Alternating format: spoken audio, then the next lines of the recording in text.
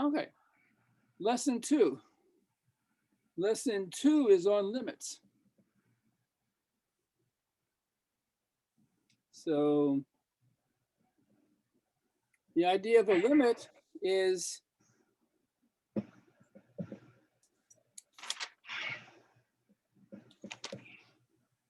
fundamental in calculus. And the text, and what I always try and do is follow the text as closely as possible. So when you're studying at home, you're familiar with what you are reading.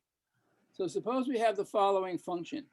F of x is equal to x cubed minus 1 over x minus 1, which is defined everywhere except where the denominator is 0, which means when x minus 1 is 0. So this is defined for all x not equal to 1. And if you graph this, you get something that looks like that. And this is 1, and there the function's not defined. And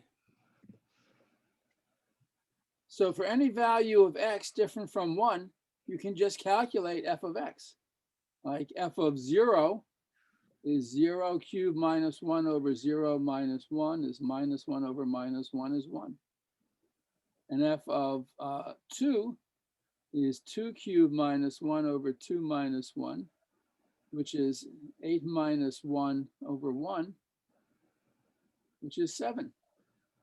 Or f of minus 1 is minus 1 cubed minus 1 over minus 1 minus 1. That's minus 2 over minus 2 is plus 1, and so on. But f at 1 is undefined. But if you start to plot the graph of this function, if you plot it by hand, just calculating a lot of values of f of x for different values of x not equal to 1, you end up with something which looks like a parabola. It's just that at this point 1, you can't calculate it.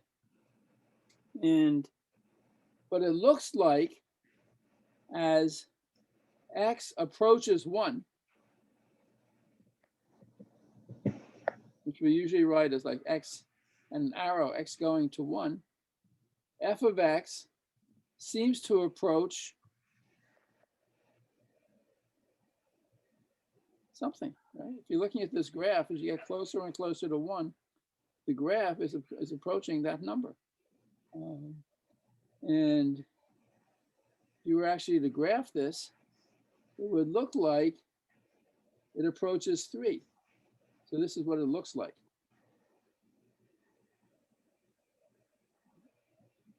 And what we want to know is whether in some very precise sense, we can say that the limit of this function f of x as x approaches 1 is equal to 3. Right? Is that true? Now, in this case, it's easy to figure out if there is a limit and what the limit is, because we can factor x cubed minus 1. X cubed minus 1 is x minus 1 times x squared plus x plus 1. So this is something from high school algebra that you absolutely have to know. You can't not know how to factor a difference of 2 cubes. And if this is the case, if you divide by x minus 1, you get x squared plus x plus 1. So my function f of x, which is x cubed minus 1 over x minus 1, in fact, that's equal to x squared plus x plus 1 for all x different from 1. But in fact, this also makes sense when x is equal to 1. And the limit of f of x as x approaches 1, this is going to go to 1 squared plus 1 plus 1, which is 3. So it really is the case that this function, which is not defined when x equals 1, does have a limit as x equals 3. So the basic idea, a basic idea in calculus is you have a function which may not be defined at a certain point, but somehow as you get closer and closer to that point, the function has a limit. And we want to try to figure out what that limit is. Now, this is really a new concept for practically everyone taking Calc 1. And it's something that you have to get your head around and get used to. And I'm going to give a lot of examples of limits. So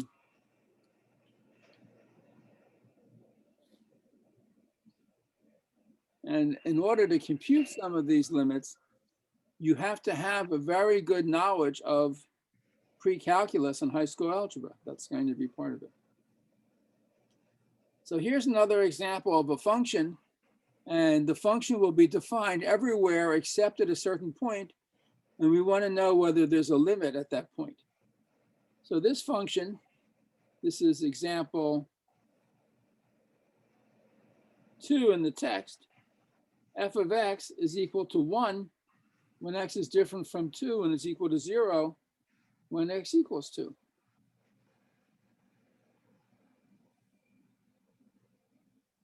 So what does the graph of this function look like? When x is equal to 2, it has the value 0, but when x is not 2, it has the value 1.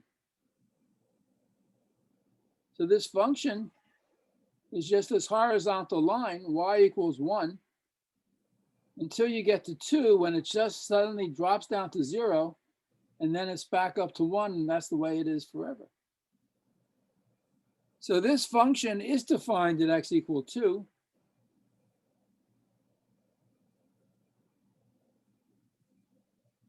But it's not the limit.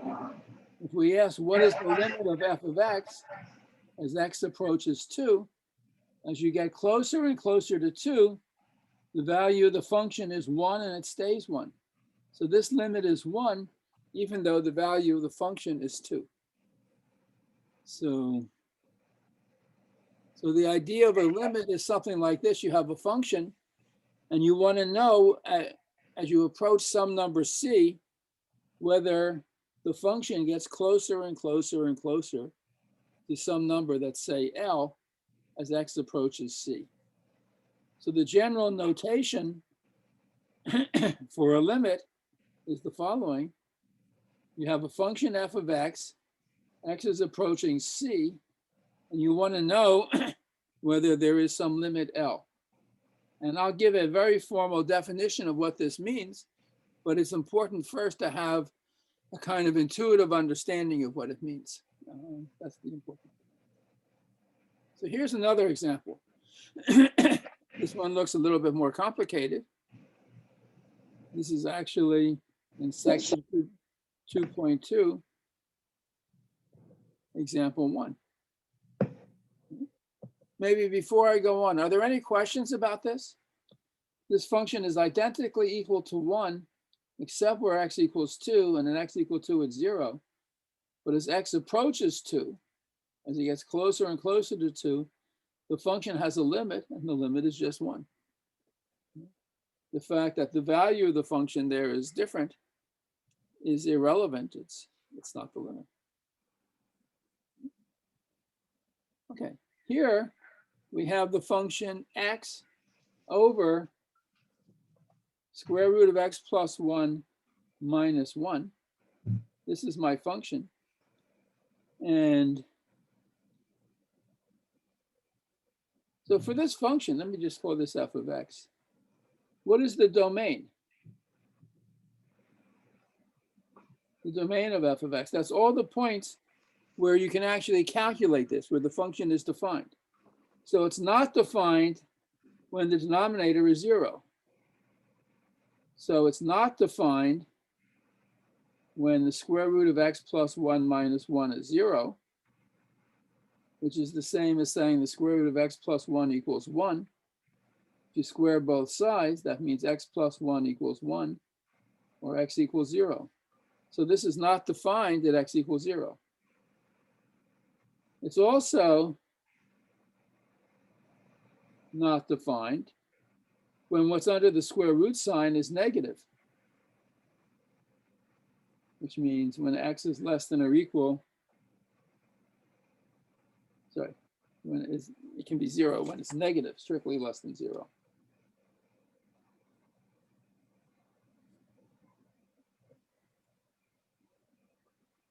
So when x is less than minus 1. So the domain of this function is all x greater than or equal to minus 1, except x equals 0.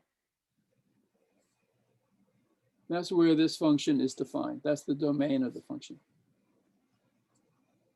And if you use whatever program you're going to be taught in your math lab in Math 175, and you graph this function, you'll see what? Let's see, when x is minus 1,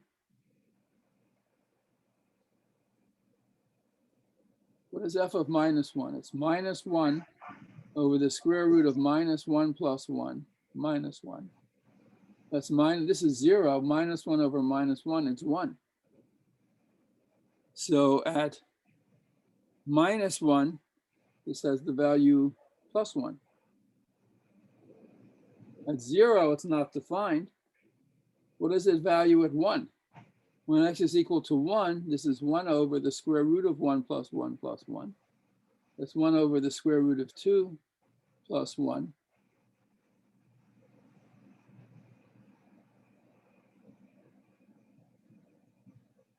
Oops, minus sign. Square root of 2 minus 1. Square root of 2, you might know, is about 1.4.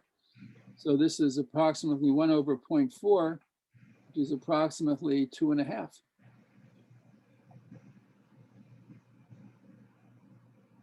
And in fact, if you start to graph this, it's not defined at 0, but the graph looks something like that.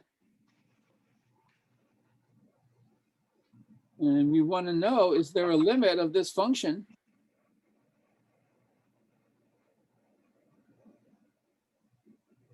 as x approaches 0?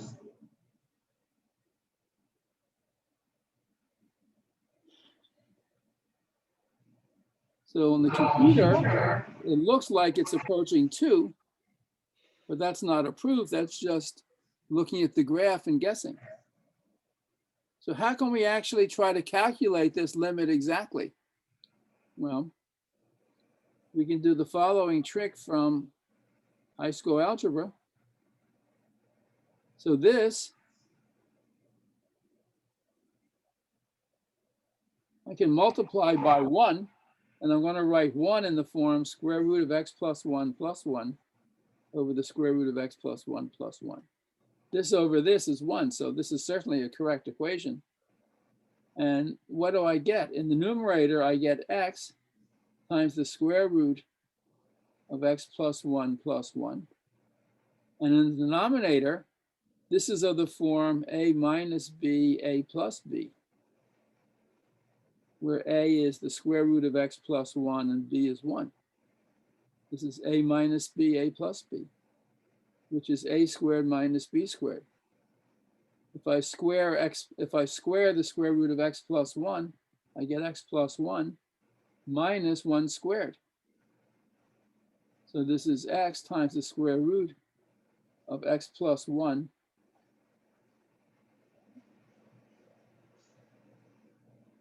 plus 1 over x. And the x's cancel. And this is the square root of x plus 1 plus 1. So the limit of x over the square root of x plus 1 minus 1, another way to express this is square root of x plus 1 plus 1.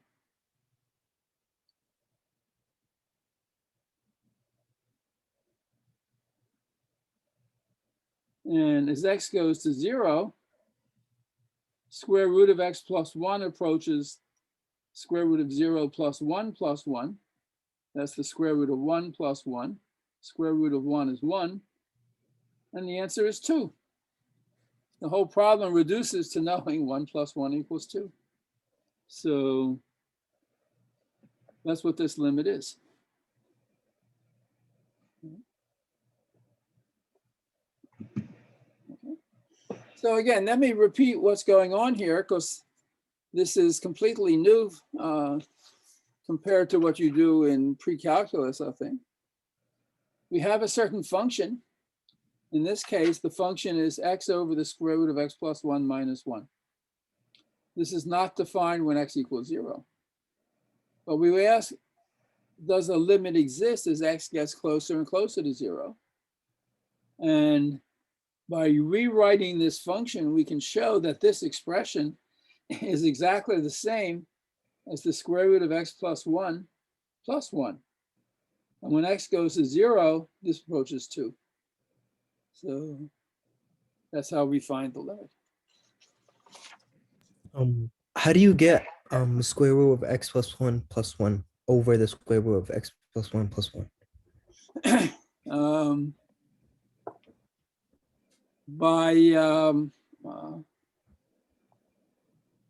having looked at a lot of problems and done a lot of problems and acquired a variety of techniques in algebra that you can use, right? I mean, how are we supposed to do that? You study what's in the book, like this is in the book. So you see in the book, so this might have been very hard, if not impossible, to come up with on your own the first time you see it. But now you've seen it. So the next time a trick like this is needed, you're not seeing something like this for the first time, you're seeing it for the second time. Or if you've done homework problems and studied the book, it'll be the third time or the fourth time or the fifth time. And as you do more and more problems, you acquire skill at doing this kind of algebra and calculus. Okay? So I don't expect that you could have, at the beginning of the lecture, solved this problem by yourself. But the object of what you do when you're learning calculus is you are taking advantage of the fact that calculus has been around for approximately 300 years. And in the course of 300 years, people have, through cleverness or luck, whatever, figured out a way to solve problems. And it's one thing it's hard to solve a problem of a completely new type, but it's not so hard to solve problems of a type you've seen before. So now you're seeing the problems, and this is how you learn the subject. This is why it's really important to read the book more than once, to study the examples and understand what's going on. This is what you have to learn. Does that make sense? Yeah. I mean, almost no one would think of this by himself originally the first time, but now that you've seen this method, and there'll be problems in the homework that use this kind of algebra, then you're supposed to learn it. That's the idea. Now, not every function has a limit. So here's an example. Suppose we take the function, you remember the function absolute value of x, which is defined to be x if x is greater than or equal to 0. So if x is greater than or equal to 0, absolute value of x equals x. So this is just the function f of x equals x. But if x is negative, the absolute value of minus x, of the absolute value of x is minus x. If x is negative, minus x is positive. So the graph of the function,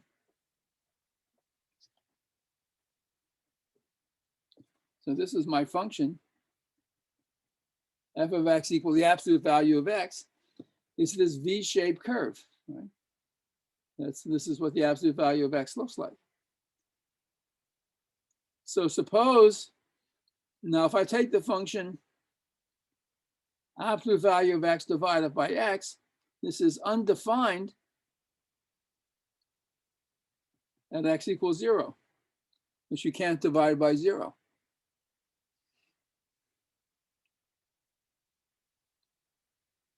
but it is defined for all x different from 0.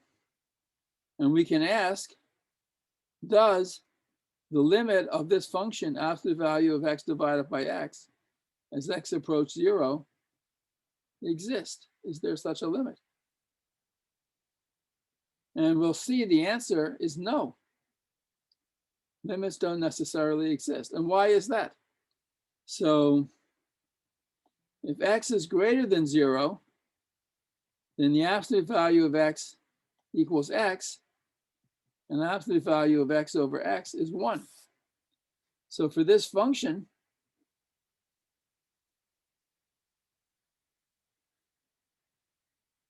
when x is greater than 0, this is identically equal to 1. If x is negative, the absolute value of x is minus x, if x is negative. And the absolute value of x over x is minus x over x, which is minus 1. So this graph is minus 1 for x negative. And what happens as x approaches 0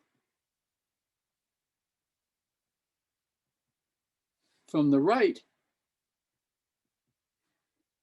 So if you take a value of x and you approach 0 from the right, the limit of absolute value of x over x as x approaches 0 from the positive side is 1. But as x approaches 0 from the left, that is from the negative side, it's minus 1. And in order to have a limit, the limit has to exist as you approach your point from the right or the left. So limit absolute value of x over x as x approaches 0 does not exist.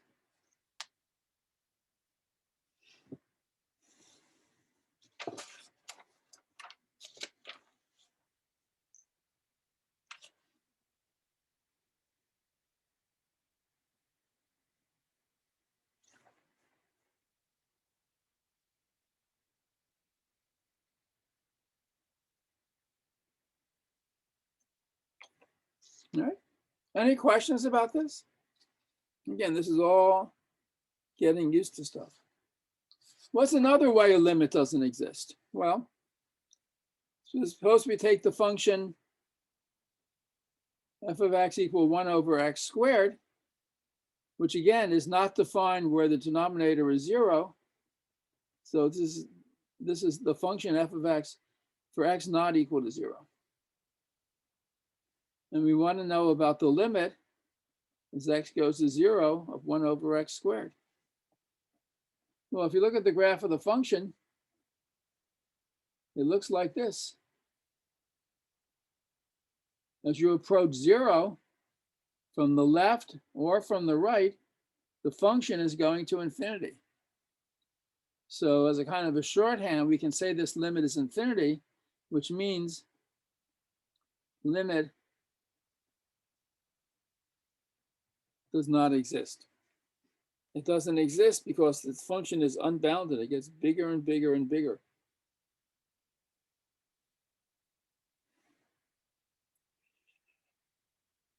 So the function is not approaching any real number L.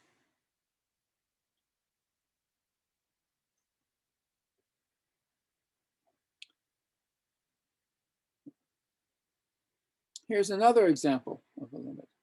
Let's see, if you were following in the text, this is example 4. Example 5 involves the sine function. Suppose you have the function f of x equals the sine of 1 over x. Again, only defined for x different from 0. Now, you know that if you had the graph of y equals sine x, that oscillates very nicely, and the limit of the sine of x as x approaches 0 is 0. But here it's not sine of x, it's the sine of 1 over x. And the graph of the sine of 1 over x, it still is going to oscillate from -1 to 1. It's going to oscillate faster and faster and faster. And as you approach 0, the function doesn't exist, the limit doesn't exist. The function is at different points in time, it's getting closer and closer to every point on the interval from -1 to 1 on that vertical interval.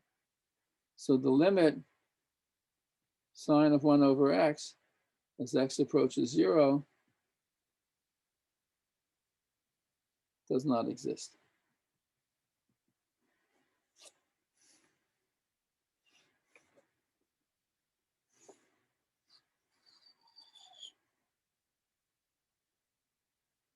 So in this case, the limit doesn't exist because this graph or the function shows unbounded behavior. Function is going to plus or minus infinity. This doesn't exist because this function displays a kind of oscillatory behavior.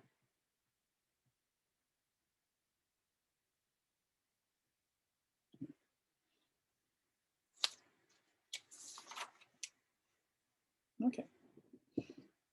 So we have some sort of examples that give us some idea of what we mean by a limit. And in real mathematics, we use formal definitions. We have to know what something really means precisely. And there is a formal definition of the limit. And if you take a more advanced calculus course, you have to learn how to use the definition of the limit. But in this beginning first semester of calculus, I will show you the definition of the limit and discuss it a tiny bit, but it's not something which you're going to be asked to know for the exams, for example. If you're thinking about being a math major, it's really something you should study. But for us in Math 175, the idea is to get a good understanding of calculus and how and what different applications of calculus look like. And when you get to more advanced calculus, we use this formal definition of the limit. And the definition is written in terms of, it uses 2 Greek letters. So in mathematics, for various reasons, we have a lot of symbols and there aren't enough Latin letters, English letters, to write them down. And we use Greek letters, alpha, beta, gamma, delta, epsilon, and so on. And in the definition of a limit,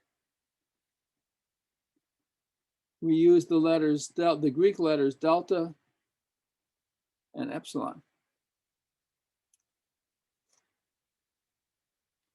So this is the real definition of the statement.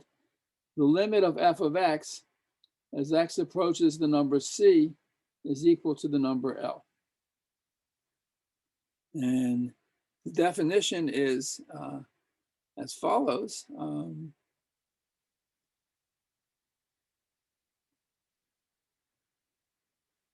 For every epsilon greater than 0, so the idea is that when x is close to c, f of x is close to L. So what does that mean? So for every epsilon greater than 0, there exists a number delta greater than 0, such that if x is within delta of c, so the absolute value of x minus c is less than delta and greater than 0, because we don't evaluate the function at c. So if x is within delta of c, then f of x is within epsilon of L. F of x minus L is less than epsilon. If you write this out and without using the absolute value signs, this would say that f of x is less than L plus epsilon and greater than L minus epsilon. So on the number line, there's an L. Here's L plus epsilon. Here's L minus epsilon. And if x minus c is less than delta, that means on the number line, here is c. Sorry, here is c plus delta. Here is c minus delta. And if you take an x in this interval, not equal to c, if x is in this interval, then f of x is in this interval. So for any epsilon greater than 0, there's a delta greater than 0, such that if x is within a distance delta of c, f of x is within a distance epsilon of L. So that is the epsilon delta definition of a limit. That really is what it is. And it's important to see it. And again, if you're thinking of being a math major, you should really spend some time studying this definition and looking at some problems that might use it.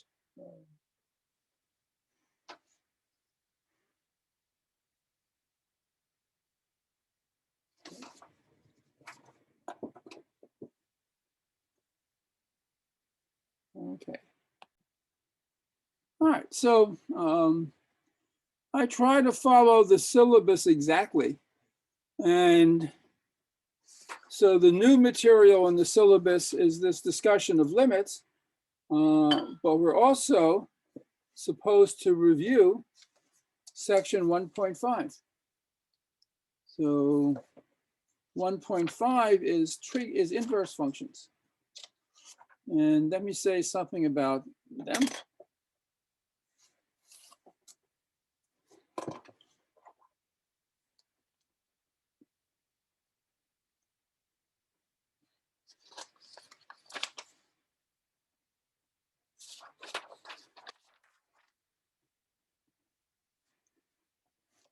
So this is now review of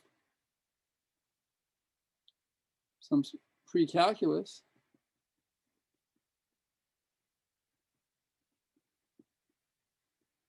Inverse functions. So the idea is the following. Remember, you have a function, and you think of it as this sort of box, and you put in a number x, and out comes some number y, which is we call f of x. And an inverse, so we say g is an inverse function for f if you plug f of x into this function box, what comes back is the x you started with. So if you think in terms of composition of functions,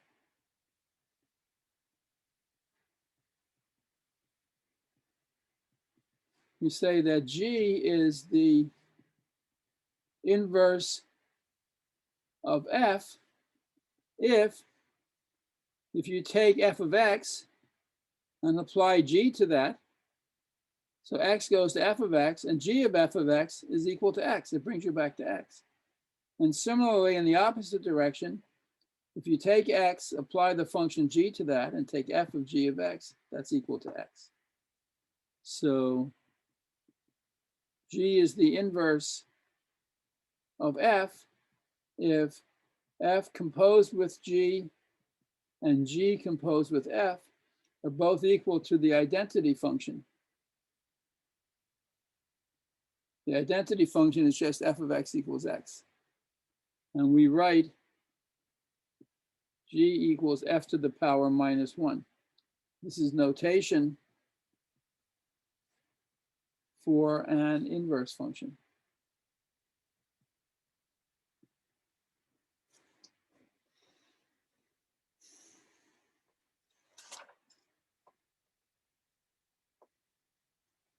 So you're familiar with some functions, but you have to be a little bit careful some of the time.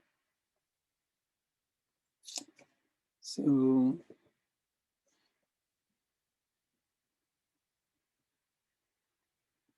Example 1 is, suppose you have the function f of x equal 2x cubed, and you want to see if it has an inverse.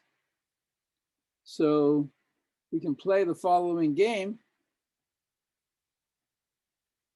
Find the inverse of the function f if it exists. And that's a big if. Functions don't always have inverses. So how can we do this? Let's say, suppose 2x cubed minus 1 is y. So if you plug in x, this gives you y. The question is, can you recover x from y? So you could do the following. If 2x cubed minus 1 is y, 2x cubed is y plus 1. So x cubed is y plus 1 over 2. So x is the cube root of y plus 1 over 2. So this is now x is a function of y. If you want y as a function of x, just interchange the x and the y. Let g of x be the function, the cube root of x plus 1 over 2. And this, I claim, is the inverse.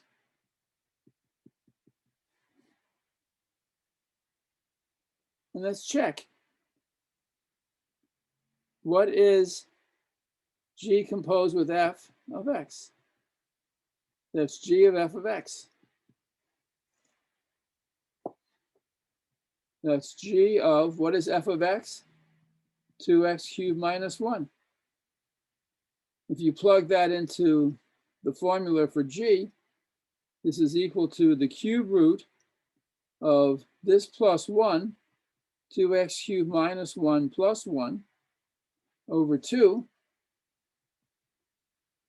The 1's cancel, 2x cubed over 2. The 2's cancel, and the cube root of x cubed is equal to x. So g composed with f of x is equal to x. What about f composed with g? It's f of g of x. F of, what is g of x? Cube root of x plus 1 over 2. What do you get if you plug this into f? 2 cube root of x plus 1 over 2 cubed minus 1. This is, when you cube a cube root, you just get, what was in here? 2 times x plus 1 over 2 minus 1. The 2's cancel, and you get x. So this really is the inverse of this function.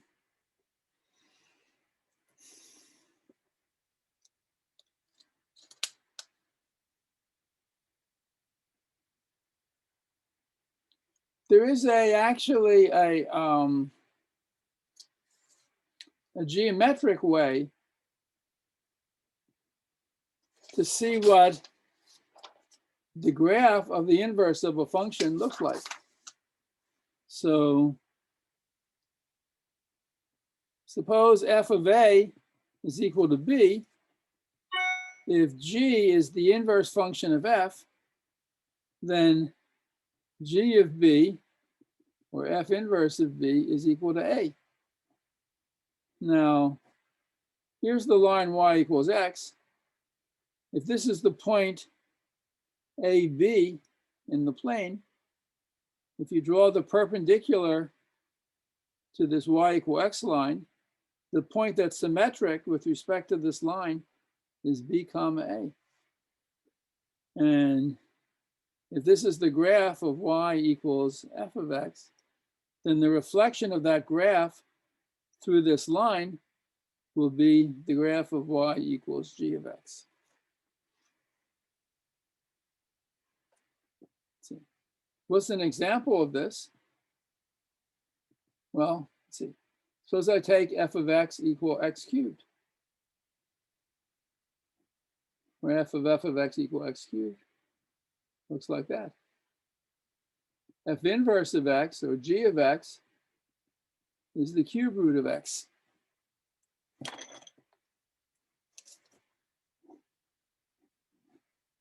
The graph of the cube root of x looks like that. And that's exactly what you get if you reflect either one of these curves through the line y equal x. Reflect around that line, this curve rotates into this curve.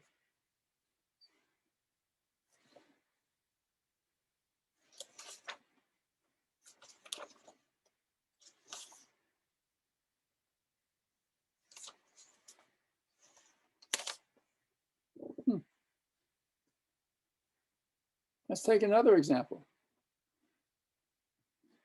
Suppose I take f of x equal x squared, but just for x greater than or equal to 0. That's this parabola. What is the inverse? It's the square root of x. The graph of the square root of x looks like this. And if you were to draw the line y equal x, you see they cross. Well, they're symmetric. One is symmetric with respect to the other.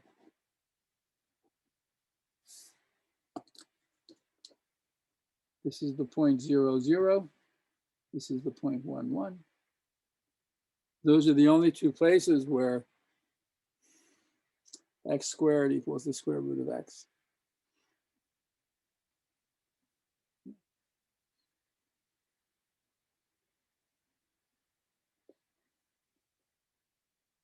Another geometrical way to discuss the inverse of a function is the following. So suppose you have a graph of a function, looks like that. So for some point A, this is the graph of y equals f of x. So this point AB lies on the curve if B equals f of A. So the inverse, if this function has an inverse, g of x has to satisfy g of b is equal to a. If f sends a to b, g sends b back to a. And if a1 and a2 are two different numbers, and f of a1 equals f of a2 equals some b, then if f had an inverse, call it g, what would g of b be equal to? A1 gets sent to B, so B has to be sent to A1, but A2 also gets sent to B, so B has to be sent to A2 as well, and that's impossible. Function sends a number to a number, not to a set of numbers. So if f is invertible,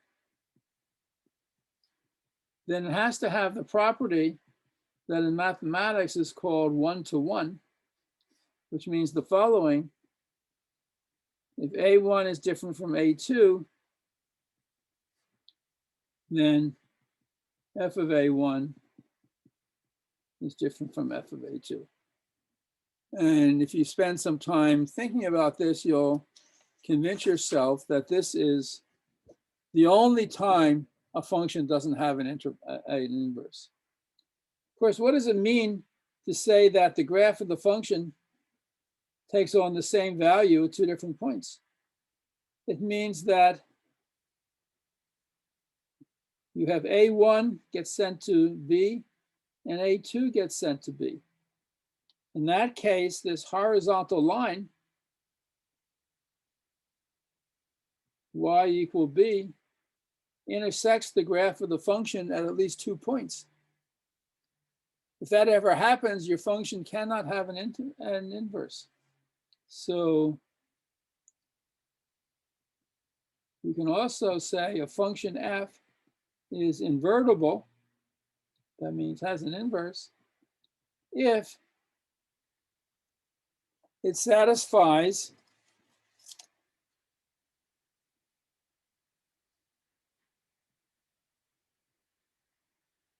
the horizontal line condition,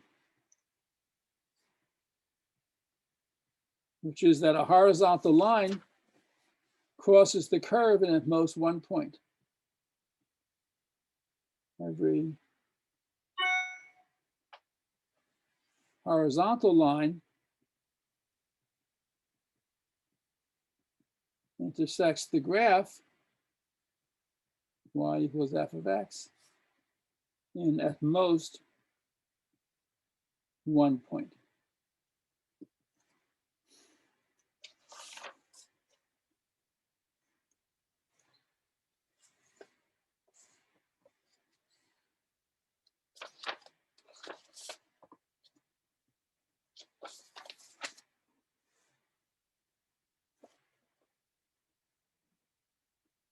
So let's just do the exercise of computing, or trying at least to compute, some inverse functions. So suppose f of x is the square root of 2x minus 3. Of course, the domain is only where this is greater than or equal to 0. Because if this were negative, you'd have a square root of a negative number. That's not possible. This is the same as 2x greater than 3 or x greater than or equal to 3/2. So that's the domain of this function. So let's do the trick we did before. Suppose y is the square root of 2x minus 3. This is y in terms of x. Let's try to invert this and get x in terms of y.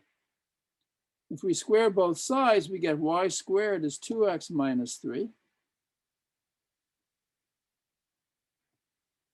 So 2x is y squared plus 3, or x is y squared plus 3 over 2. And now interchange x and y. You get y is x squared plus 3 over 2. And that's a function g of x. And this g of x is the inverse of f of x.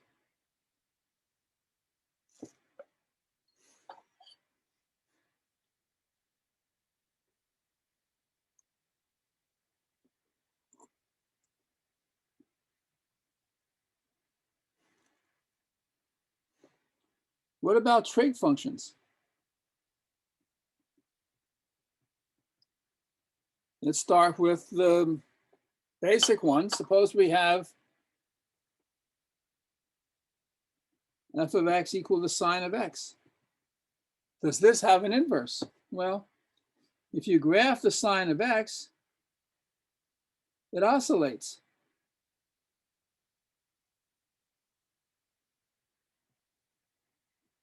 And this function certainly fails the horizontal line test. If you take any horizontal line between -1 and +1, it'll cross the it'll cross the graph many times. So this fails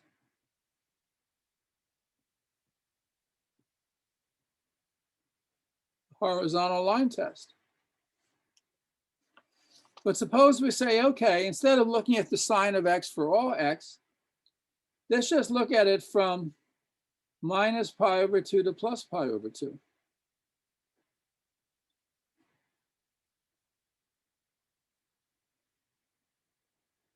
So if this is minus pi over 2, 0, pi over 2, in this interval, the graph of the sine looks like that. So this is y equals sine x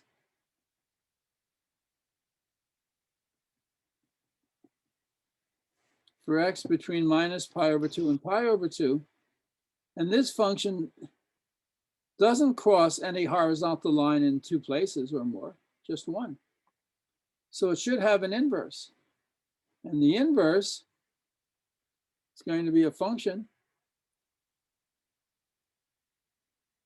that looks like this.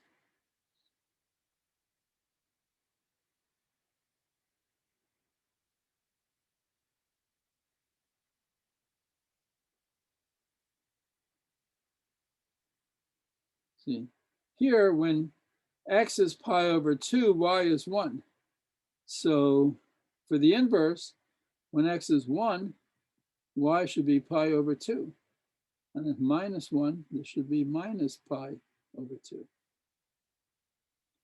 So this is the graph of y equals arc sine of x. This is the inverse, or sometimes written as sine to the minus 1 of x. That's the inverse of the sine function. So this is defined for x between minus 1 and plus 1, and the values of the function go from minus pi over 2 to plus pi over 2. Sine of x was defined for x between pi over 2 and minus pi over 2, and y went from minus 1 to 1. So this is exactly the opposite. That's what you expect to see with an inverse function.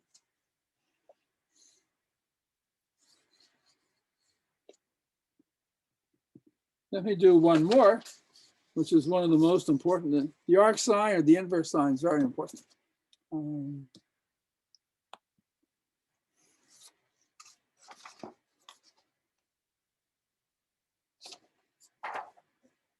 What about the tangent?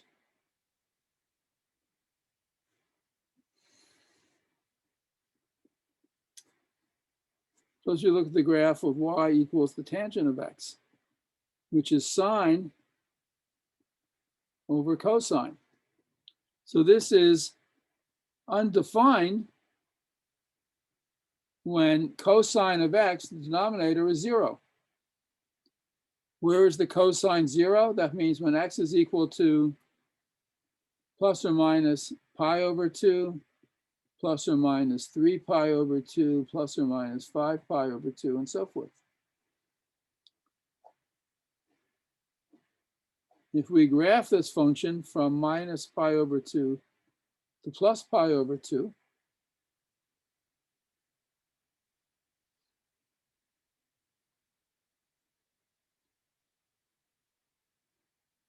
tangent of 0 is 0. Tangent of pi over 4 is 1. Tangent of minus pi over 4 is minus 1. And in general, the graph of the tangent from minus pi over 2 to plus pi over 2 looks like that.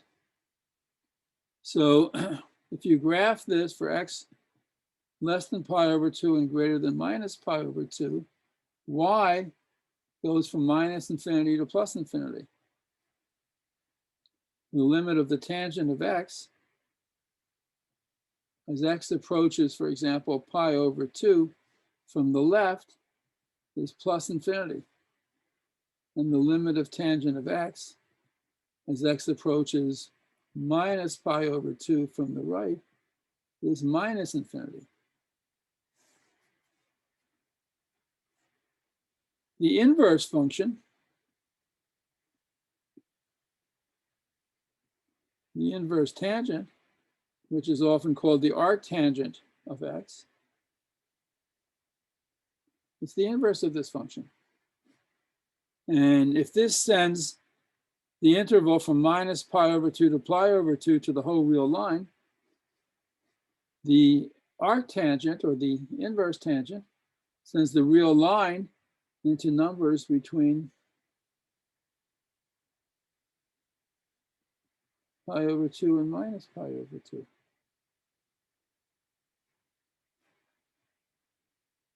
That's the graph of the arctangent.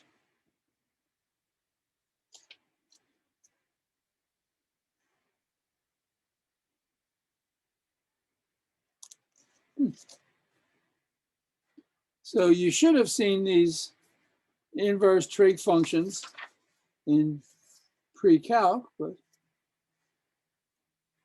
in any case, this is a little review of them.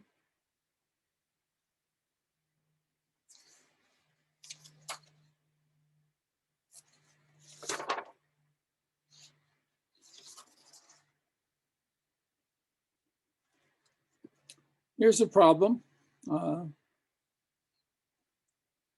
involving some inverse trig functions.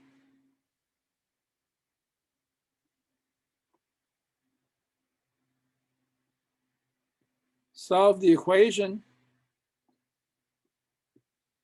arctangent of 2x minus 3 equals pi over 4. Find x. So if arctangent of this number is pi over 4, what that means is that 2x minus 3 is the tangent of pi over 4. These are equivalent statements if arctan is the inverse of the tan. And the tangent of pi over 4 is 1. So 2x is 3 plus 1, or 4. So x equal 2 is the solution.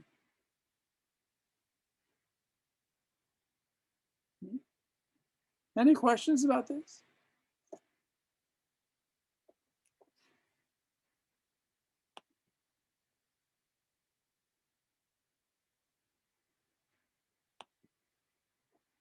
Okay.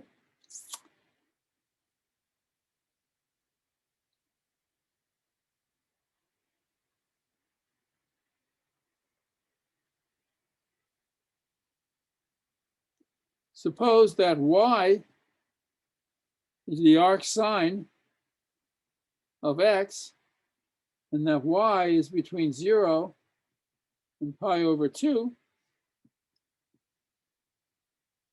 Compute the cosine of y. What does that mean? So arc sine of x equals y. This means that y is the angle whose sine is x. Sine of y equals x.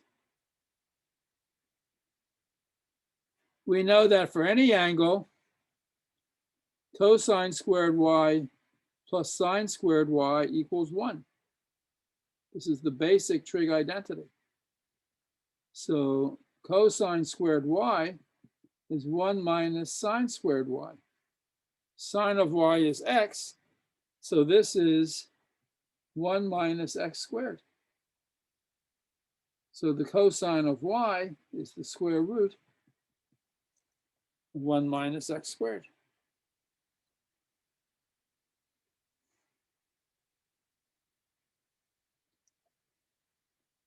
Another way to see this is the following. If y is arc sine x, and that means sine of y equals x, so this is the angle y, to say the sine of y is x means that if this is a right triangle with hypotenuse 1, this side is x. If this is the angle y, the sine of y is x over 1. Cosine of y is going to be this side. By the Pythagorean theorem, this is square root of 1 minus x squared. So again, that gives a geometrical picture proof that if y is the arc sine of x, then the cosine of y is the square root of 1 minus x squared.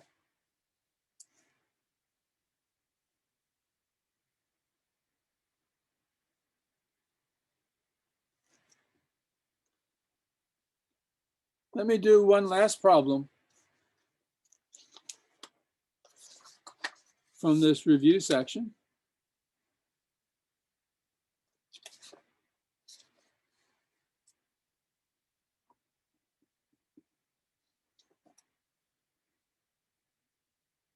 Suppose y is the arc secant of square root of 5 over 2. Find tangent y.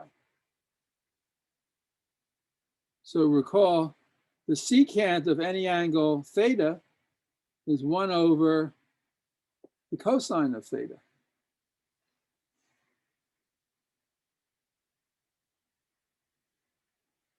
So y equals arc secant, and arc secant of square root of 5 over 2. That means that the secant of y is square root of 5 over 2. that's equivalent to a triangle, a right triangle. If this is the angle y, the cosine is adjacent over hypotenuse. The secant is the opposite, is hypotenuse over adjacent. So if this were root 5, this would be 2. And by the Pythagorean theorem, what is this? Let me just call this, I don't know, a for the moment. So 2 squared plus a squared equals root 5 squared. 4 plus a squared equals 5. A squared equals 1. This would be 1. So y is the acute angle in a right triangle with this horizontal side 2 and the vertical side 1. So the tangent of y, opposite over adjacent, is a half.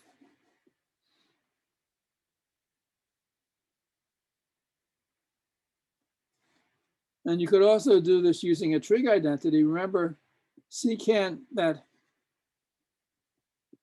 sine squared theta plus cosine squared theta is 1. If you divide by cosine squared theta, you get this. Sine over cosine squared is tangent squared. And 1 over the cosine is secant squared.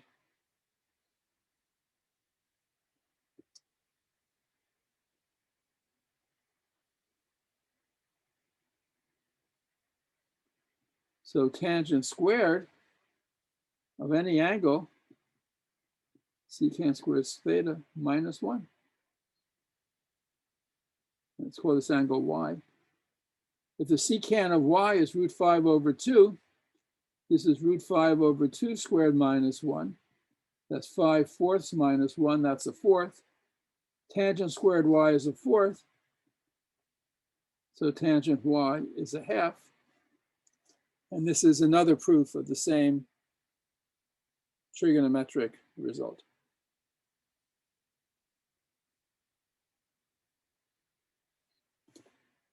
Okay. We'll stop here. We're going to spend next week, both lectures, continuing to study limits because limits really are important in calculus. Are there any questions about any of this?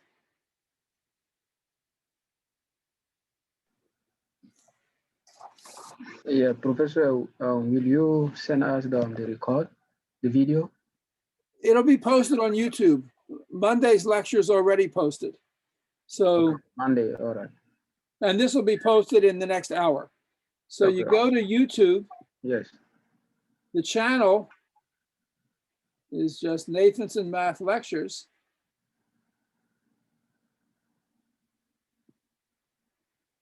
And there are playlists, one for each of my classes.